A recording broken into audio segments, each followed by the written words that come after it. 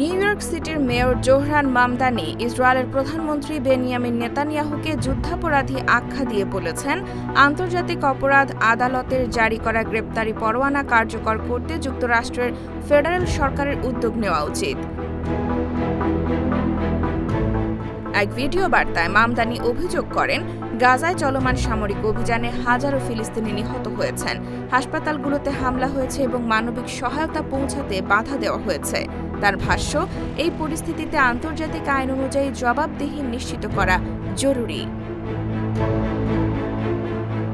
তবে তিনি স্পষ্ট করেন, নিউ ইয়র্ক সিটি প্রশাসনের নিজস্বভাবে আইসিসির গ্রেপ্তারি পরোয়ানা কার্যকর করার আইনগত ক্ষমতা নেই।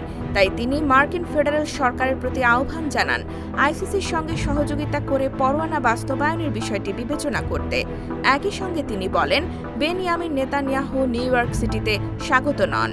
অন্যদিকে মার্কিন প্রেসিডেন্ট ডোনাল্ড ট্রাম্প জানিয়েছেন, নেতানিয়াহুকে যুক্তরাষ্ট্রে অবস্থানকালে গ্রেপ্তার করা হবে না। উল্লেখ্য, ২০২৪ সালের নভেম্বরে গাজা যুদ্ধ চলাকালে সংঘটিত কথিত যুদ্ধাপরাধ ও মানবতাবিরোধী অপরাধের অভিযোগে বেনিয়ামিন নেতানিয়াহু এবং সাবেক প্রতিরক্ষা মন্ত্রী ইয়োভ গ্যালান্টের বিরুদ্ধে গ্রেপ্তারি পরোয়ানা জারি করে আন্তর্জাতিক অপরাধ আদালত আইসিসি। এই ইস্যু আন্তর্জাতিক অঙ্গনে নতুন করে আইনি ও কূটনৈতিক বিতর্ক উস্কে দিয়েছে। IBTV USA, new York.